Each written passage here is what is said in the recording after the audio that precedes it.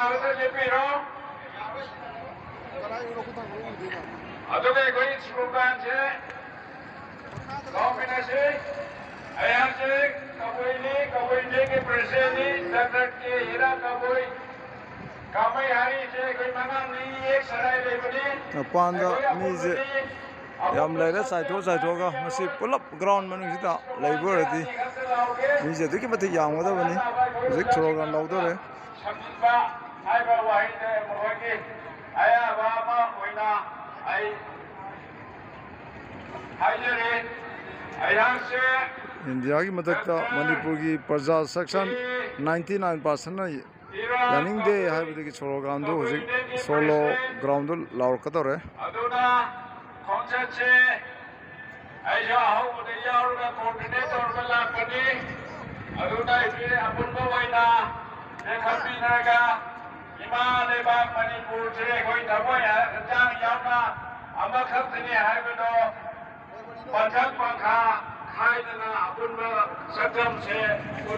मीजे मपालम लोना लेरे मसी सोम पुन्ना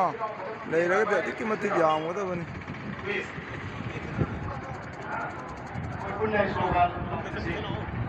हाँ कदोबा संग सम लेरस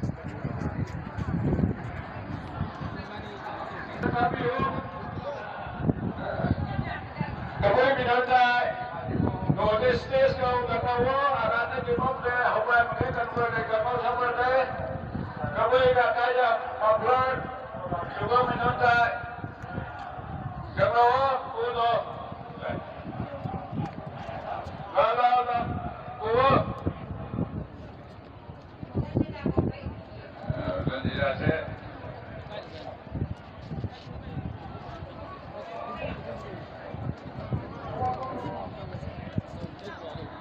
कमोई की खोलाऊनी हिमालय की खोलाऊनी हिमालय की रवा मैं आप लोगी हिंगरहान का थवाई अदूर की खोलाऊनी हाइट नहीं कोई कुनिंग जिंजिन पा वाई अदूरा इना थंदेरी ऐ खोलाऊ के ऐ लाउदर के मैं आप कसाई कार पचा की बा खोलाऊ अदूनी मगा ना अनाउ खोलाऊ हम से होजर के मणिपुर मुठप्पा यारोय मणिपुर मुठप्पा यारोय मणिपुर मुठप्पा यारोय सेल्फ डिटर्मिनेशन ठीक है तबनी self determination अस्पा logo अस्पा logo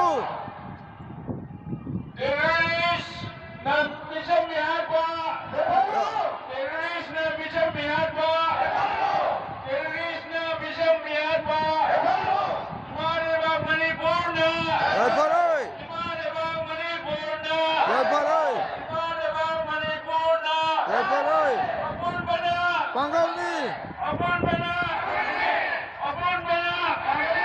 thank you Manipur को धक्का यारोय यारोय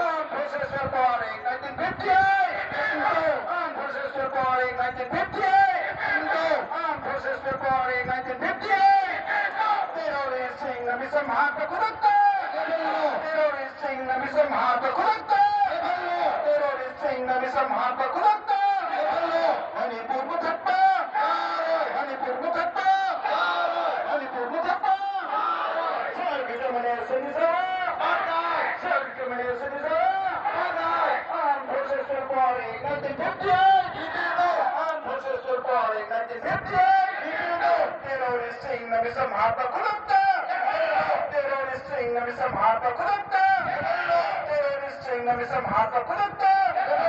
아십니다. 날씨기 Manipur Miam ki bahut chindra na silati ro mai be la la mansa na ro single single ko to matna la ori ko phala wasimat nasi Manipur Miam ki bahut chindra thamli ba are ko are aduri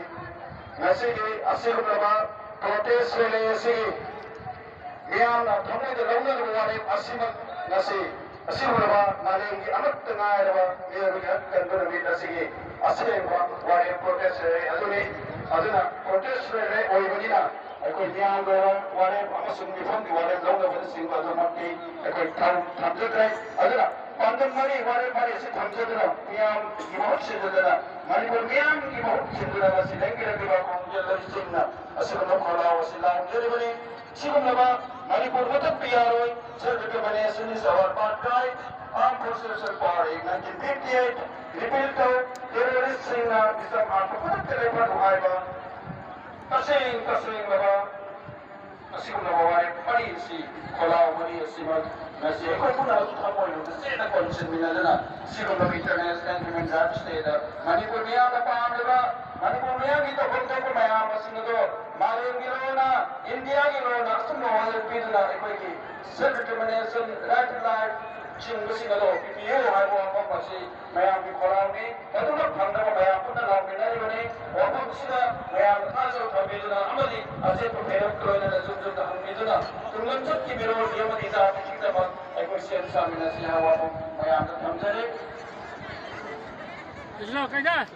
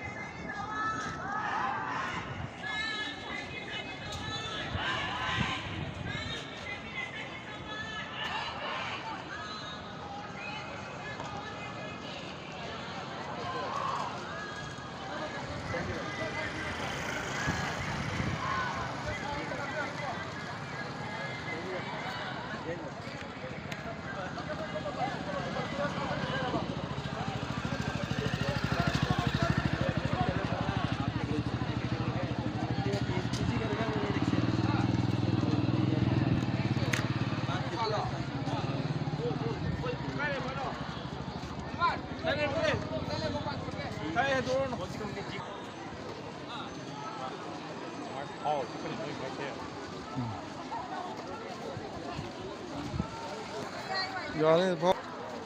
막 kita 복잡하게 가. kita 복잡하게. 네. kita 복잡하게. kita 복잡하게. kita 복잡하게.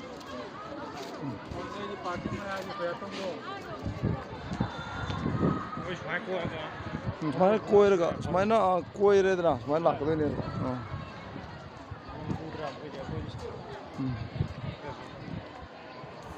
그 지금 거는 저는 거기로 더 나.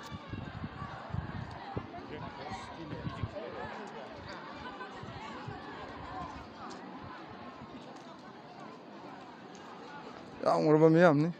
Manipur da apasa thamjalakpa yaningdaba dai Manipur muthanaba silakpa yaningdaba ki peace rally ni Manipur gi yumdong khudingdagi mi araiba thongnadana ngasi tarik 10 November 2024 saida thawgondagi holaga napan koigraga somda BWD road ta lakpa